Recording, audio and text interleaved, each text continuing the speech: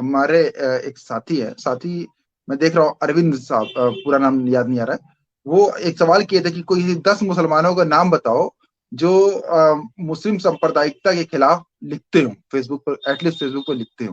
तो मैं कहना ये चाह रहा था, उन्होंने ये क्यों महसूस किया, उन्होंने ये महसूस किया कि जब भी कुछ ऐसी रेडिकल चीज होती है, मुस्लिम समाज के पसमानदा भी उसी में शामिल है, सब एक उसको समर्थन कर देते हैं। अफगानिस्तान में तालिबान आए, सबने समर्थन कर दिया। अर्दान कुछ कर रहा है तो उसको समर्थन कर दिया। इर्तुगुल आ गया, सब उसी अतीत में, अपने गौरवशाली अतीत में जीने लगे। तो ये सवाल जो अभी मैंने कहा कि ये तीन चीज है, शरिया, गौरवशाली अतीत मैं और रोक के फिर जवाब कौम जी जी, कौम की धारणा, नहीं, ये धारणा ज्यादा है। जी जी। देख, हिंदू समाज, खासतौर हिंदू का अपर क्लास आजकल, उसमें बाकी दलित वगैरह भी अपने को समझ रहे हैं उसी तरह के, इनको एक बुखार टाइप का हो गया है। इनको लगता है कि इनकी जानकारी बहुत बड़ी है। मतलब ये मुसलमानों के मुकाबले बहुत ज्यादा पढ़े लिखे और बहुत ज्यादा समझदार है। तो ये लगातार राय देते हैं, अजीब अजीब क्वेश्चन पूछते हैं। जैसे गजबे हिंद का सवाल आजकल पूछना। अब गजबे हिंद बचपन से हम जानते ही नहीं है, अब गजबे हिंद पे हम जवाब दें इनको? ठीक। फिर उन्होंने कहा कि कोई मौलाना ने किया हो तो बताओ। मैंने यासिर नदीम वाजदी का एक वीडियो भेजा सैयद साहब को, भैया देखिए इन्होंने गजबे हिंद के बारे में मुखालफत भी की है और उसको खंडन भी किया है। भारत में अनगिनत लोग हैं जो खुल्लम खुल्ला सांप्रदायिकता पे लिखते हैं। खासतौर से अफगानिस्तान के मामले में पूरी शिया कम्युनिटी, पूरी शिया और पूरी बरेलवी कम्युनिटी अफगानिस्तान के खिलाफ थी। तैयब उर्दगान के खिलाफ जितने यहाँ के वो वहाबी अहले हदीस हैं, पूरे तरीके से उनके खिलाफ हैं। सऊदी अरब के खिलाफ अहले हदीस को छोड़ दें तो पूरा भारत सऊदी अरब के खिलाफ है। सलमान नदवी खुलेआम सऊदी को खंडन करते हैं। लेकिन अच्छा, जब ये आया टेररिज्म का मामला आया, तो देवबंद मदरसे में 100-150 मुफ्ती इकट्ठा होकर के उन्होंने टेररिज्म के खिलाफ फतवा दिया। मैंने एक मौलाना साहब से कहा आप नहीं गए? उन्होंने कहा, तंज किया, कहा कि भाई हम लोगों को टेररिज्म से कोई रिश्ता ही नाता नहीं है, जो टेररिज्म टाइप वाले हैं वो अपनी सफाई दें।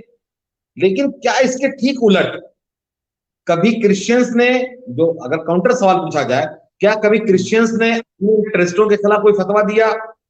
क्या हिंदूज ने प्रभाकरण के खिलाफ, या जो नक्सल मूवमेंट चलता है, या और उल्फा वाले इस तरह के जो मूवमेंट चलते हैं, तो उसके खिलाफ फतवा दिया?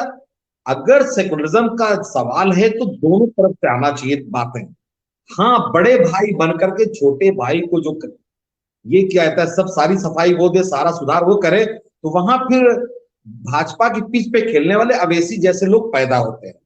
और मैं ये रिक्वेस्ट करूंगा उन भाइयों से कि जो 1947 के पहले कुछ इस तरह के हालात जन्म ले रहे थे, जिसमें जिन्ना जैसे सेकुलर को जो है कम्युनल बनना पड़ा था, और आज के जमाने में भी कुछ सारे लोग ऐसे नहीं है, लेकिन कुछ लोग ऐसे हैं जिनके चलते रेडिकलाइजेशन बढ़ सकता है या बढ़ रहा है। और मैं ये भी कह रहा हूं, ये खतरनाक स्थिति की तरफ हिंदू मुस्लिम जो बाइनरी है वो बढ़ रही है, जो पाकिस्तान और चाइना के हमारे बॉर्डर पर, दुश्मन बॉर्डर पे है, उसके लिए देश के लिए खतरनाक स्थिति हो सकती है ये।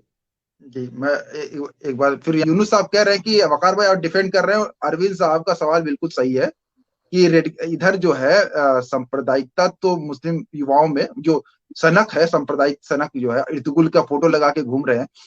मैं दोबारा से अपनी बात पे आ जाता हूँ, फिर हम करके खत्म कर देंगे 8 मिनट में। पहली बात जो मैं ये कह रहा हूँ ना बार बार, कि तीन चीज जो है ये इसके एकदम चिपक के है इनके अंदर। ये हमारी शरीयत जो है किसी भी कानून से ऊपर है, हालांकि शरीयत का मतलब ही कानून होता है। मैं पहले बोल दूं। मैं शरीयत वाला जी मिस करके शरीयत पे जवाब दे दूं। जी जी, आप नहीं मैं बोल दूं, फिर आप बोल दीजिएगा। मैं, हाँ, शरीयत हमारी जो है वो जो है, किसी शरीयत का मतलब ही कानून होता है, वो किसी भी कानून से ऊपर है। दूसरा, वो ये मान के चलते हैं कि हमारा एक गौरवशाली इतिहास रहा है। इर्तुगुल टाइप की फोटो लगा रहे हैं डीपीयूपी में, ठीक है, कि हमने ये फतह कर लिया, हमने वो फतह कर लिया। हालांकि तुम पसमादा, तुम तो कहीं थे ही नहीं जब जब हम पर आक्रमण हुआ या हमारी बहू बेटियों को उठा के लेके गए होंगे, तब हम हिंदू ही रहे होंगे, ठीक है।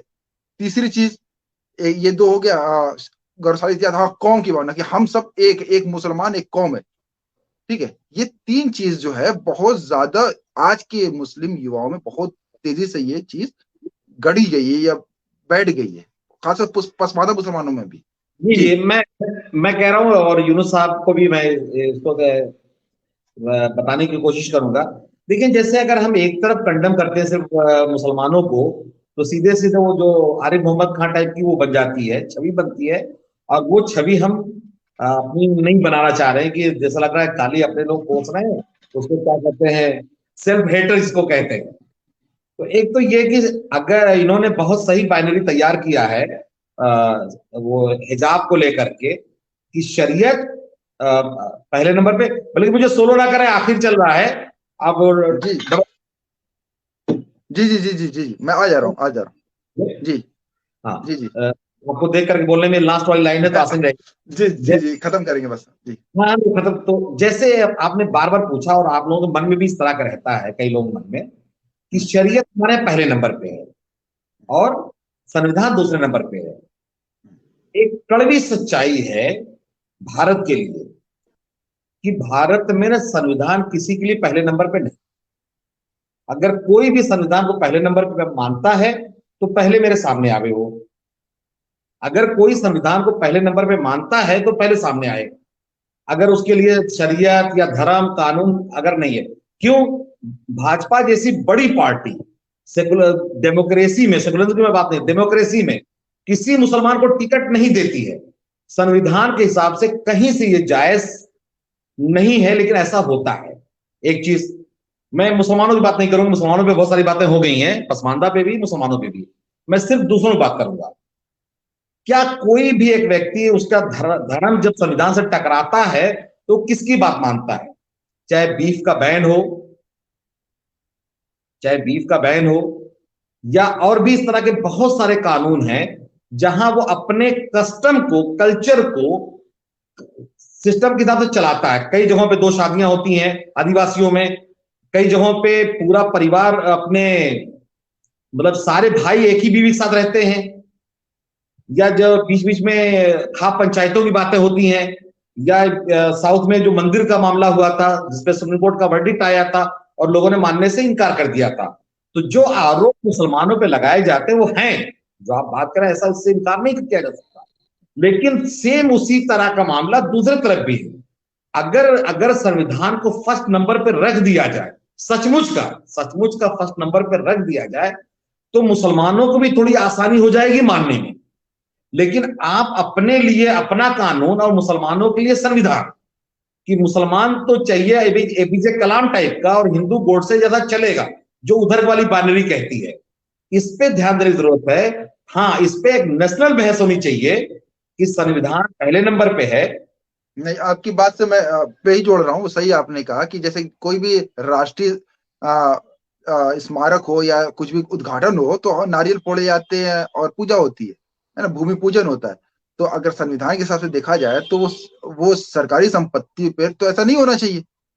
ठीक है, तो नजरिया वो ये है कि कोई अगर अपनी पूजा कर रहा है और तुम अपनी नमाज पढ़ रहे हो, तो दोनों ही, अगर तुम्हें कोई पूजा कर रहा है उसी स्कूल में और तुमको नमाज नहीं पढ़ने दिया जा रहा है, तब यहाँ पे ऑब्जेक्शन पैदा होता है कि भाई तुमको क्यों नहीं पढ़ने दिया जा रहा है, यहाँ पूजा तो हो रही है। अगर दोनों ही अपने अपना धर्म को पालन कर रहे हैं तो कोई दिक्कत है। अगर भूमि पूजन हो रहा है, तुम अपना खड़े होकर फातिया पढ़ रहे हो, तो फातिया पढ़ने पर तुमको रोक दिया गया, तब तुम सवाल करो कि भाई क्यों तुमको जो है फातिया पढ़ने नहीं दिया गया। तो मैं कह